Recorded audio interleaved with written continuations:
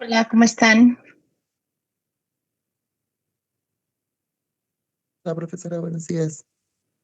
Buenos días. ¿Se acuerdan en qué nos quedamos? ¿En qué punto? A ver quién se acuerda.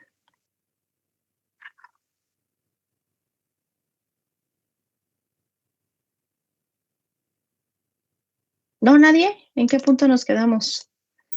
Acuérdense. En el beneficio máximo, exactamente. Estábamos platicando acerca de pues todo lo que tenemos que hacer cuando se va a implementar un plan de pensiones. Hemos visto varios puntos y en el punto en el que nos quedamos el miércoles fue en el beneficio máximo. Entonces pongo a grabar y les comparto pantalla.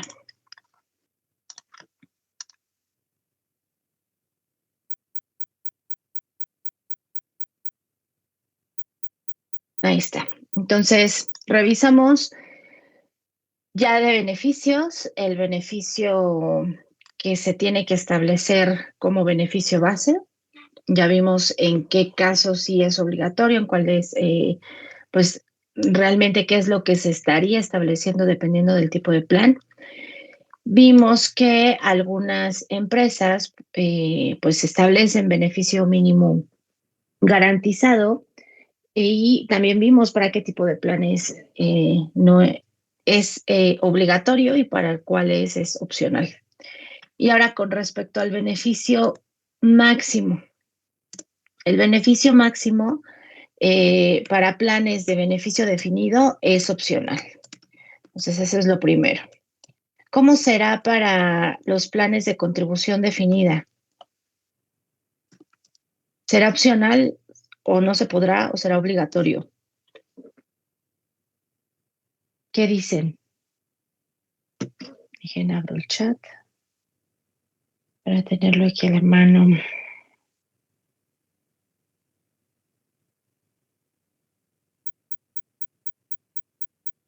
A ver, ¿quién dice yo? ¿Cómo será para el beneficio máximo para los planes de contribución definida?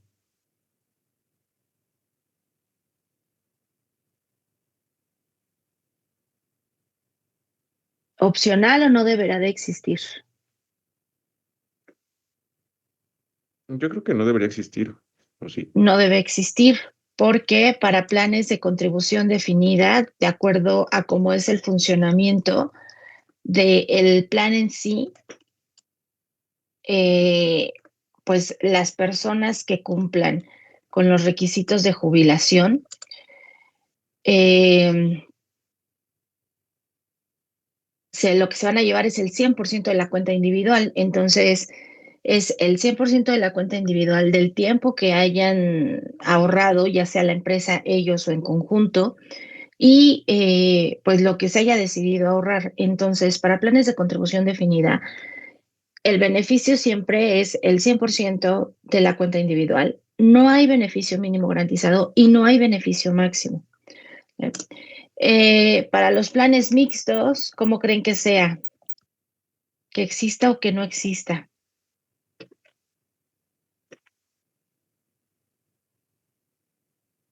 Acuérdense que ese plan es cuando se establece una contribución definida y también se establece un beneficio mínimo garantizado. En el momento de la jubilación, si lo que hay en la cuenta individual es menor que el beneficio mínimo garantizado, entonces la empresa pone la diferencia y el trabajador se va a llevar el beneficio mínimo garantizado. Pero ¿será que pueda establecerse un beneficio máximo o no? No, igual creo que no debería existir. Tampoco existe. Entonces, en los planes mixtos no debe existir tampoco.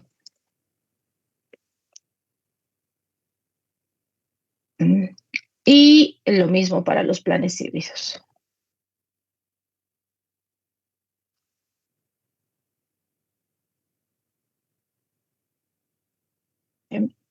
Ahora, ¿como para qué establecer un beneficio máximo?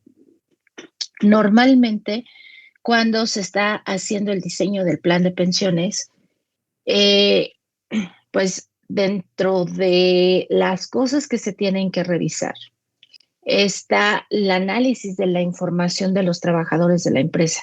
¿Cuántos empleados tiene? ¿Qué edades tienen? ¿Antigüedades? ¿Quiénes de esos empleados cotizan a seguridad social y que pertenecen a la generación de transición? ¿Quiénes pertenecen a la generación de cuentas individuales? Y todas las características que sean importantes para poder determinar el momento de jubilación, el beneficio eh, y pues ver toda la fotografía completa. Entonces, si tienen una empresa en donde los salarios existe una gran diferencia entre el salario más pequeño y el salario más alto, entonces ahí es en donde se puede tener un impacto importante tanto en los costos que pueden representar ese plan para la empresa, eh, como pues el cómo va a recibir el beneficio al final la persona jubilada. Si pensamos en dos personas, una que gane un salario mínimo y otra que tenga un salario, vamos a decir, un salario mensual de 500,000 pesos, y la empresa establece, por ejemplo, un beneficio, un plan de pensiones de beneficio definido en donde le proporciona al trabajador el 70% de nivel de reemplazo. El 70% de nivel de reemplazo no va a ser suficiente para la persona que tiene el salario mínimo como salario, porque entonces lo que recibiría como pensión va a ser el 70% del equivalente de un salario mínimo, si ese es el salario que tiene en el momento en el que se retire, lo cual no le va a ser suficiente para poder mantenerse. Pero si volteamos a ver a la persona que gana el salario alto y se va a llevar ese mismo 70% de nivel de reemplazo, estamos hablando que en términos de monto, pues la pensión va a ser buena.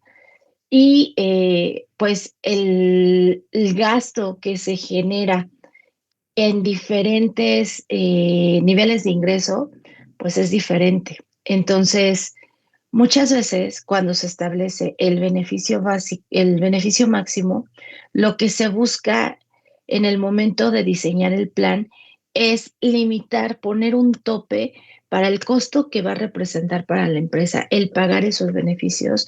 Y pues por supuesto depende mucho de el objetivo que se esté buscando.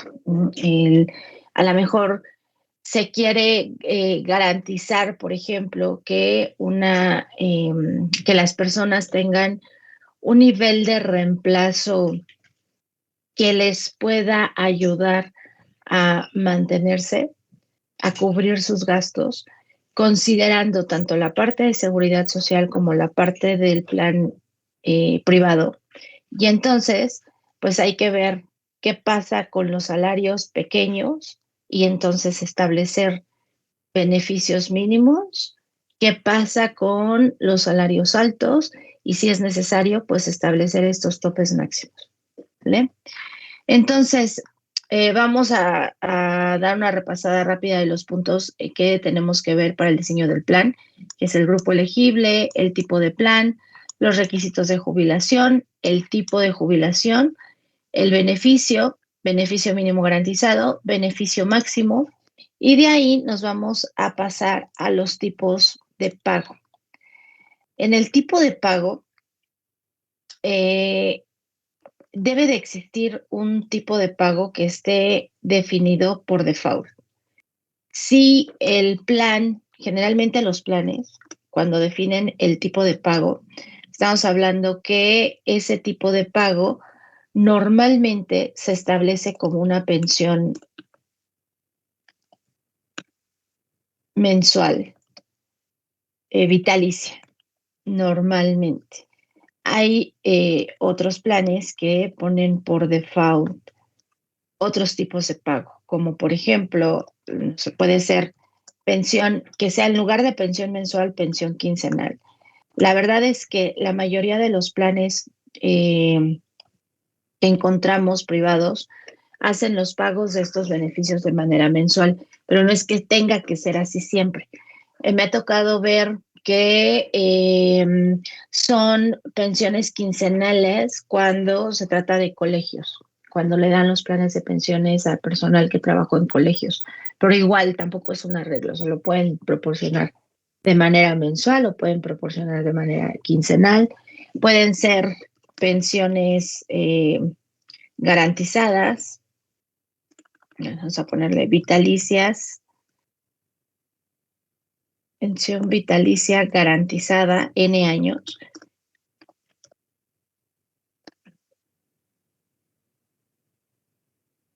Los más comunes es que las garantías sean de 10 años, es decir, 120 pagos, o de 20 años, que son los 240. También pueden ser pensiones vitalicias mancomunadas, y aquí pueden ser mancomunada al 100%, al porcentaje que me digan. Los más comunes son al 100%, al 75% o al 50%. También puede ser a través de composición familiar, es decir, que en lugar de que solamente se considere a el cónyuge, se considere también a hijos hasta ciertas características. Lo normal es que cuando se establece el tipo de pago considerando una composición familiar, eh, guarden sentido con lo que establece seguridad social. Es decir, que cuando fallece el jubilado le den un porcentaje al cónyuge, a la viuda o al viudo, y ciertos porcentajes definidos para los hijos hasta que cumplan ya sea 18 años o que o lo hacen extenso hasta los 21 si es que todavía están estudiando. Y varios dejan la cláusula de seguridad social en donde dice que en caso de que el hijo no se pueda mantener por algún tipo de déficit, entonces pues la pensión sería vitalicia para ellos también, ¿no? Y podría ser que encontremos planes que dentro de su tipo de pago que esté considerado como el base estén los pagos únicos. No, no siempre eh, no es común que se encuentre porque en la definición de los planes y en los textos, los reglamentos, pues se busca que en el texto se plasme el objetivo del plan de pensiones y ese objetivo del plan de pensiones es justo dar un sustituto del salario que el trabajador estaba recibiendo cuando estaba activo. Entonces, un pago único no cumple con esa característica. Lo que sí encontramos en los textos, y lo pueden ver prácticamente en cualquier texto de plan de pensiones privado que revisen, es que la empresa puede abrir la posibilidad o dar la posibilidad a la persona que se jubilará de cambiar el pago que recibirá a la jubilación, siempre y cuando el pago recibido o seleccionado se calcule de forma actuarialmente equivalente.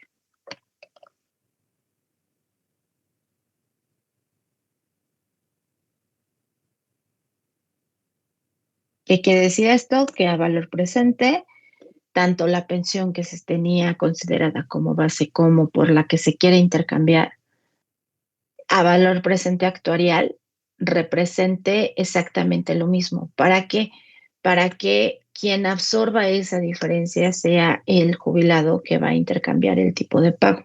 Por ejemplo, si estamos hablando de que el tipo de pago que se da por default es una pensión mensual vitalicia, se da oportunidad a que el jubilado intercambie por otro tipo de pago y selecciona una pensión vitalicia eh, garantizada N años, en monto, el monto que le va a caer a la bolsa al jubilado en el momento en el que empiece a recibir su beneficio sería más pequeño en el caso de la garantizada que en el caso de la pensión mensual vitalicia. ¿Por qué? Porque en la garantizada, justo durante cierto periodo de tiempo, los pagos son ciertos, no están sujetos a la sobrevivencia del jubilado. Y entonces eso hace que a valor presente, eh, cuando tomamos el monto que ya está reducido por esa garantía que se está dando con los N años, lo traemos a valor presente actuarial y traemos a valor presente actuarial la pensión mensual vitalicia, entonces en ese punto, como si lo estuviéramos calculando la obligación total, pues son iguales. Entonces, esta parte de la cláusula que ponen en donde se permite intercambiar, pero que sean pagos actuarialmente equivalentes, es importante definirla para que no exista una disparidad en esto, ¿vale? Voy a poner otro tipo de pago que no es común que se encuentre, no es tan común, pero también se puede definir que sean pensiones ciertas, que les digan, pues el plan de pensiones te va a proporcionar un beneficio que será pagadero durante 10 años, por ejemplo. También se podría definir de esa manera. ¿Ven? Entonces, ya tenemos los beneficios, los tipos de beneficios que se pueden dar dependiendo de cuál es el objetivo que se está buscando, si se va a definir beneficio mínimo garantizado, si se va a definir beneficio máximo y el tipo de pago que se va a proporcionar. Ahora, ya que entramos a esta parte de, pues, ¿qué tendría que establecerse en caso de que la empresa decida que los trabajadores que se van a jubilar puedan intercambiar el tipo de pago que van a recibir por otro pago que sea actuarialmente equivalente?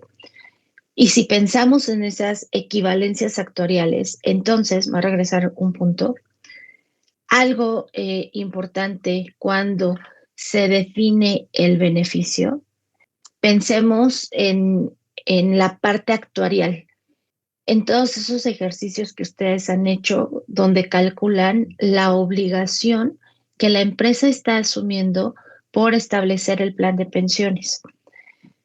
Vimos que lo que se hace para poder determinar cuál es la obligación que la empresa está asumiendo es, pues primero, en nuestra línea del tiempo tenemos que proyectar el punto en el que la persona se va a jubilar, es decir, en qué momento cumple con las condiciones de jubilación.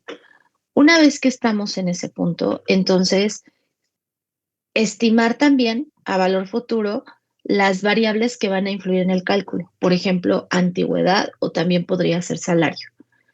Calcular el beneficio con esas estimaciones, con esas proyecciones de las variables, estimar el beneficio que se va a llevar el trabajador en ese punto y luego traerlo a valor presente actuarial. Eso hablando, pues si ya tenemos definido el punto en el que se va a jubilar la persona. Si recuerdan, cuando empezamos con el tema del BPOT, primero vimos el caso más básico, que es que la empresa tuviese definido en el plan de pensiones únicamente el, el punto de el beneficio de jubilación normal. Pero después revisamos el caso en donde se podría dar una jubilación anticipada. A valor presente, si piensan en esos ejercicios, si recuerdan, cuando calculamos el valor presente de la obligación total, cuando hay oportunidad de que las personas se puedan jubilar de manera anticipada, pues no solo se estima un posible flujo, un punto de salida, sino hay que ver cuál es la posibilidad de que se jubile en cada uno de los puntos en donde estaría cumpliendo con la jubilación anticipada. hay algo importante que considerar cuando se está diseñando el plan, porque si pensamos en esas dos posibilidades y estamos hablando de un plan de beneficio definido y hay una fórmula de por medio que establece cómo se va a calcular ese beneficio en el punto de jubilación, el monto que recibiría el trabajador que se va a jubilar, si se jubila hasta la edad normal o se jubila de manera anticipada, pues va a ser diferente. Y esa diferencia puede representar un costo mayor para la empresa si el trabajador decide jubilarse de manera anticipada, porque no es lo mismo cubrir una pensión a partir, vamos a ponerle números, a partir de una jubilación normal que en general encontramos definida a los 65 años, que pagar una pensión si da la oportunidad a que los trabajadores se jubilen de manera anticipada a partir de los 60, por ejemplo, que es lo que comúnmente se encuentra para guardar concordancia con la parte de seguridad social, para jubilación normal, la parte de vejez y para jubilación anticipada, la parte de cesantía en edad avanzada. Entonces, si pensamos en ese plan de beneficio definido, pues no es lo mismo cubrir una pensión vitalicia a partir de los 65 que cubrir una pensión vitalicia a partir de los 60 años, porque el estimado de los posibles pagos futuros que se van a proporcionar, si vemos el número de años, pues de los 60 a los 65 son 5 años más de pagos. Obviamente existen las probabilidades asociadas a esto, pero al final del día, cuando se hace el cálculo actuarial, el valor presente de esos posibles pagos futuros por concepto de pensión, el valor presente que es prácticamente el costo total que estaría representando para la empresa el pago de esos beneficios, va a ser más alto a los 60 que a los 65. Y entonces, el poner solamente la cláusula de jubilación anticipada puede representar un costo extra para la empresa. ¿Cómo se puede mitigar esa parte? Esa parte se puede mitigar cuando se establece la parte del beneficio mínimo garantizado. No, eh, perdón, no cuando se establece la parte del beneficio mínimo garantizado, cuando estamos estableciendo justo la parte de la jubilación anticipada. Me la busco donde la tenemos. Requisitos, tipo de jubilación, aquí, en los tipos de jubilación. Tenemos oportunidad de poder poner jubilación anticipada dentro del diseño y jubilación diferida. La jubilación normal, pues va por default. Pero si nos encontramos con este tema de se da la oportunidad de poner una jubilación anticipada y pensamos ya en el tipo de pago que se va a dar, si es un pago vitalicio y es el que se pone por default, y no ajustamos el tipo de pago dependiendo del tipo de jubilación, entonces podría resultar más costoso para la empresa el que las personas se jubilen de manera anticipada. Entonces, para mitigar esa parte, lo que generalmente se hace es que se establece o se debe definir, vamos a ponerlo así, se debe definir cómo se calculará el beneficio en caso de tomar esta opción. Muchas veces lo que dicen, bueno, el cálculo en caso de jubilación anticipada se realiza de la misma manera que el cálculo del beneficio en edad normal de jubilación, pero se debe de ajustar a través de, y hay dos opciones, haciendo un ajuste. El ajuste puede ser mediante una reducción actuarial. ¿Qué quiere decir esto? Que si te vas a llevar el beneficio en edad anticipada, vamos a poner a los 60 en lugar a los 65, se va a hacer el cálculo de tal manera que para la empresa cueste lo mismo que te vayas a los 60 a que te vayas a los 65. Entonces, si para la empresa tiene que representar el mismo costo, se tiene que hacer un ajuste de tal manera que el monto en pesos que va a terminar llevándose la persona que decida jubilarse de manera anticipada va a ser menor que el monto que recibiría en pesos si decide esperarse hasta los 65. ¿Para qué? Para que a valor presente actuarial, en ambos casos, la empresa no tenga que cubrir un costo más alto. El otro tipo de ajuste que normalmente encontramos, en lugar de hacer una reducción actuarial, hay empresas que no quieren tener ese riesgo de tener que explicarle a los trabajadores, porque no es fácil explicar esta parte de todo lo actuarial. Cuando hablamos de anualidades, ¿cómo le explicas a una persona que no tiene a lo mejor mucha noción de probabilidades de sobrevivencia o de toda la parte actuarial?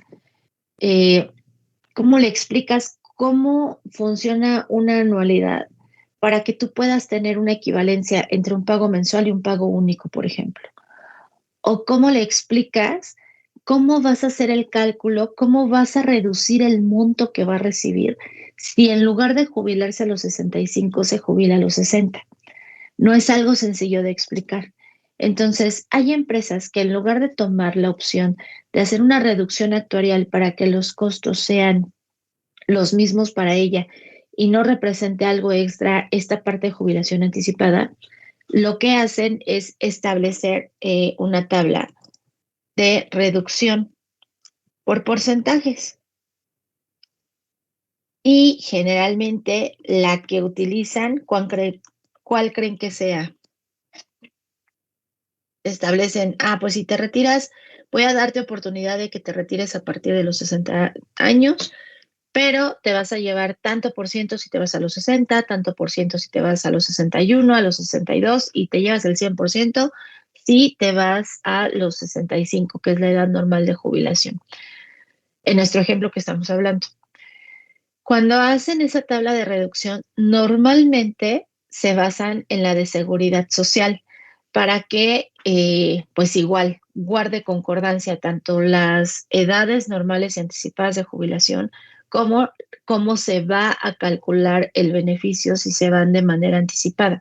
Que si recuerdan, la tabla de reducción en caso de cesantía en edad avanzada es reducir el beneficio un 5% por cada año que se jubila anticipadamente el trabajador. Ahora, esa tabla habría que ver si existe o cómo la construyeron en su momento, pero se podría hacer una tabla, se podría trabajar una tabla distinta guardando un equilibrio actuarial para cada una de las edades de jubilación, pero para poder hacer ese cálculo, forzosamente necesitamos apoyarnos de las anualidades. Y cuando nos apoyamos de las anualidades, hay dos variables que intervienen en el cálculo, que es la tabla de mortalidad y la tasa de interés. Entonces, la tabla de mortalidad pues podría definirse dentro del mismo texto que para efectos de cualquier cálculo actuarial se debe de utilizar la tabla de mortalidad tal y decir cuál es la que van a utilizar. Eh, pero, pues, ¿qué pasa para el tema de la tasa de interés? Para el tema de la tasa de interés, pues ya vimos que para poder hacer una buena estimación, esta se tiene que determinar de acuerdo a la situación de mercado y esa siempre es cambiante. Yo he visto un par de planes en donde establecen tanto la tabla de mortalidad que debe de ser utilizada como la tasa de interés. Entonces, podría establecerse, pero si se establece de esa manera y las condiciones económicas cambian de manera importante o pasa mucho tiempo de que se establecieron las hipótesis al momento en el que se hacen los cálculos, pues podría tener un impacto. Entonces, pues existen, les decía, estas dos opciones para la parte del cálculo del beneficio en caso de que se tenga la oportunidad de que los trabajadores se jubilen de manera anticipada y en la parte de la tabla de reducción puede ser construirla o tomar la misma tabla de seguridad social, obviamente la que aplica para la generación de transición, porque para la generación de cuentas individuales no existe esa tabla y no existe esa tabla porque el castigo que se llevan las personas que se jubilan de manera anticipada está en el beneficio en sí, porque el tiempo que habrán ahorrado pues va a ser menor y entonces al ser menor el saldo acumulado en la cuenta individual pues se lleva directamente el impacto y se ve reflejado en el monto que se lleva el trabajador. Esta parte no la quise tocar cuando vimos este tipo de jubilación anticipada porque nos faltaba tocar el punto tanto de los tipos de beneficios que se establecen como el tipo de pago que se debe de establecer, ¿no? Entonces, hay que tener claros esos 3 puntos para poder saber y entender bien qué es lo que se estaría haciendo en esta parte de la jubilación anticipada. ¿Dudas hasta aquí?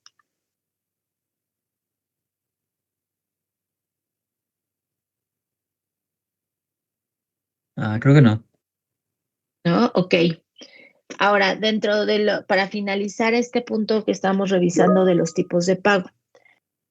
En los tipos de pago también hay una, un común entre los planes que operan. El pago único, por ejemplo, es común que se establezca este tipo de pago en caso de tener un plan de contribución definida. Porque si tenemos un plan de contribución definida, ya dijimos que lo que se lleva el trabajador es el 100% de la cuenta individual.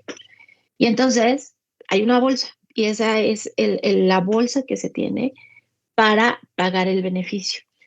Si la empresa, en lugar de darle un pago único, le da pagos mensuales y la empresa asume ese riesgo de longevidad que puede haber de por medio y se va llevando como esa contabilidad de a ver cuánto hay en la bolsa y le empiezo a dar sus pagos mensuales.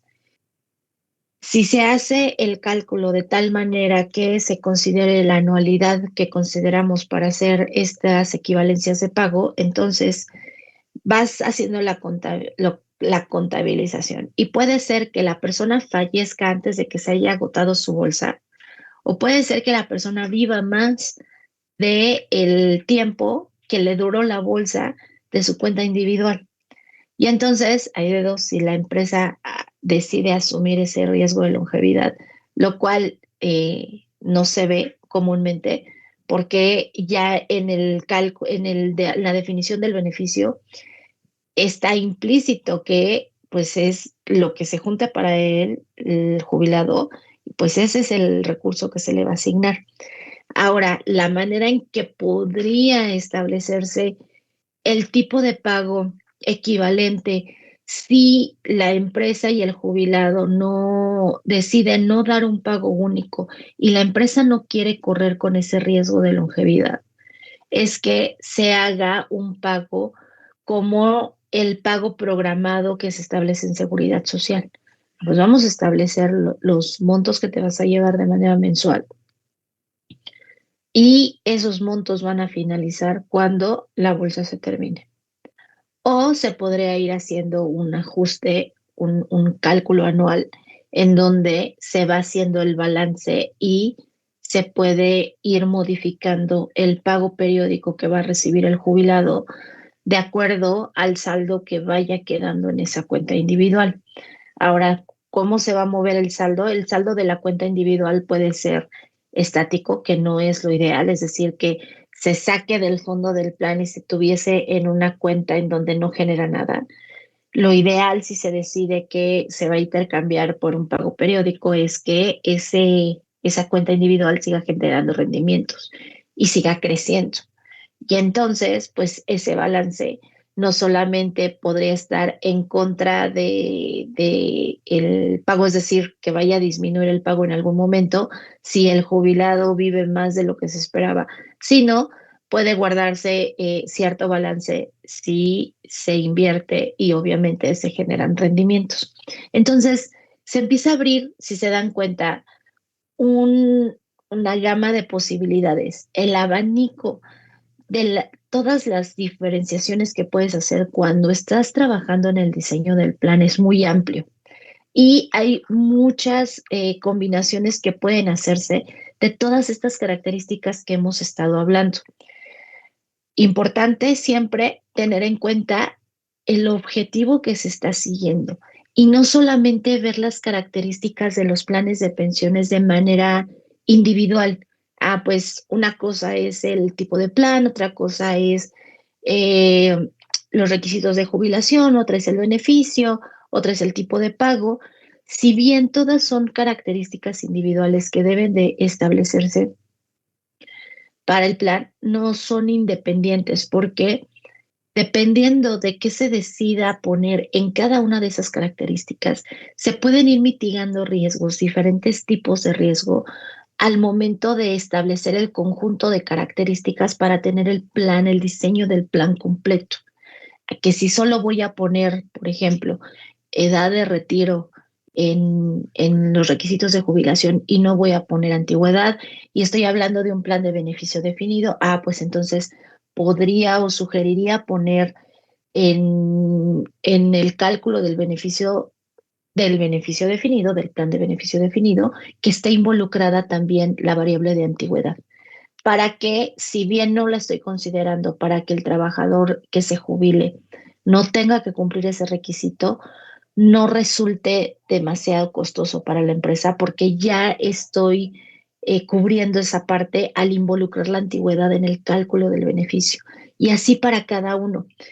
No les puedo mencionar como todas las combinaciones que pueden tener porque en realidad son muchísimas, dependiendo de lo que estamos buscando dentro del establecer el plan de pensiones, de cuáles son, importante, vamos a hacer un ejercicio de eso la próxima semana, de identificar cuáles son los riesgos que se están asumiendo a través del plan de pensiones que se haya decidido implementar. Y entonces, si tenemos identificada como, vamos a llamarle esa matriz de riesgos que está asociada al plan que se está diseñando, dentro del mismo diseño, pues se pueden meter ciertos candados para mitigar esos riesgos que se están asumiendo, ¿no? Y pues no tener un nivel de exposición al riesgo mayor de lo que se quisiera.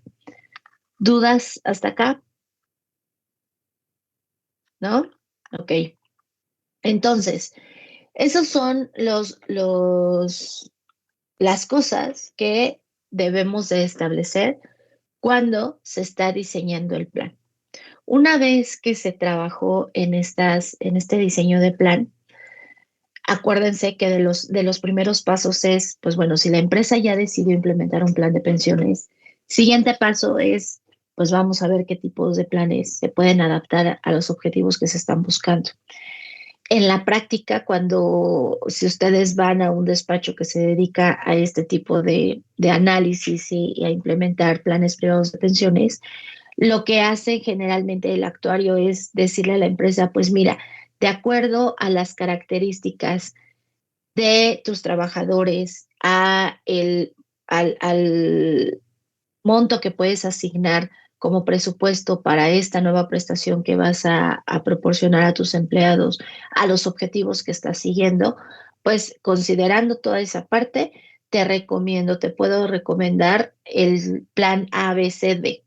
Y entonces tener eh, un abanico de opciones de planes que se diseñen para cubrir todos estos puntos que dijimos, en la parte del presupuesto, la parte del objetivo.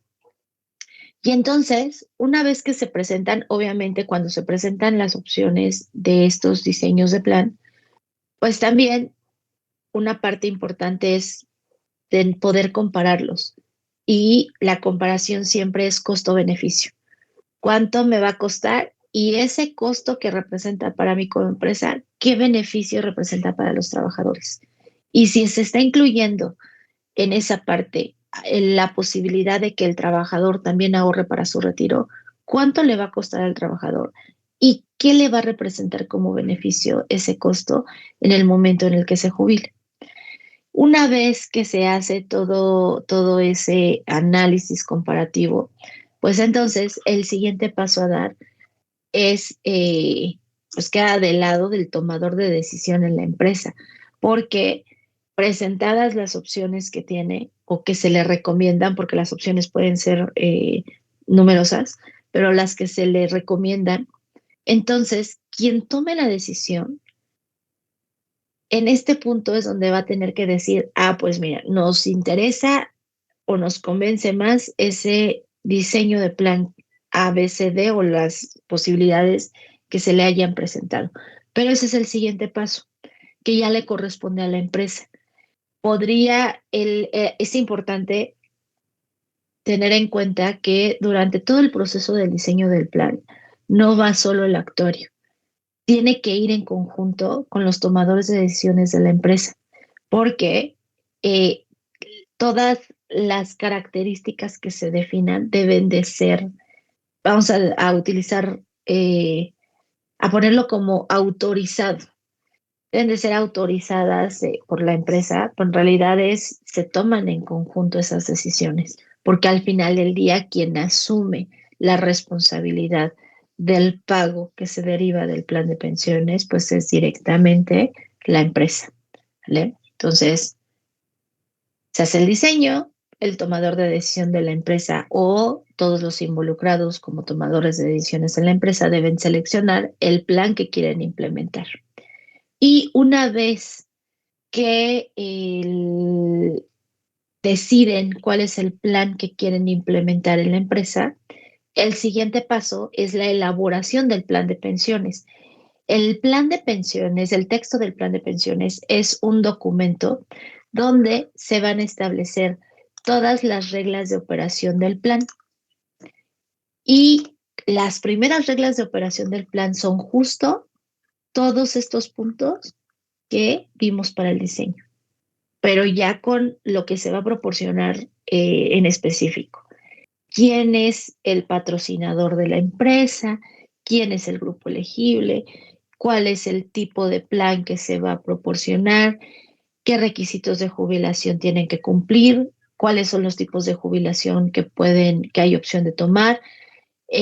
Cómo se hace el cálculo del beneficio, si hay un beneficio mínimo garantizado, si hay un beneficio máximo, cuál es el tipo de pago que se da por default. Y todo esto se establece, se redacta en un texto de plan de pensiones. Pero hay otros elementos complementarios que se establecen en el texto del plan, adicionales a esas reglas primeras que vimos, que son parte del diseño del plan. ¿Vale? Entonces, vamos a poner aquí, en la elaboración del texto del plan de pensiones, se redactan lo que se decidió establecer. Y vamos a poner aquí todos los puntos que se vieron en el diseño del plan.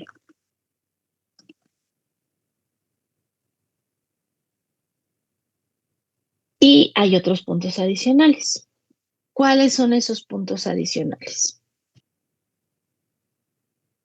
La parte de todo esto que vimos dentro del diseño, pues son todo aquello que está involucrado para el cálculo de la obligación que se está asumiendo. La parte adicional que se establece en el texto del plan de pensiones tiene que ver con cómo se va a hacer frente a esas obligaciones. Es decir, dentro del texto también se encuentran puntos como establecimiento del comité técnico del plan de pensiones,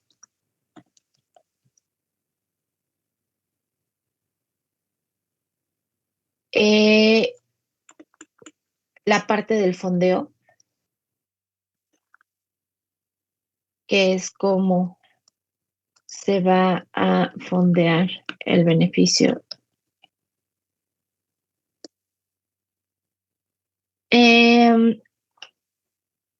Y vamos a también, ¿qué sucede si se decide cancelar el plan de pensiones?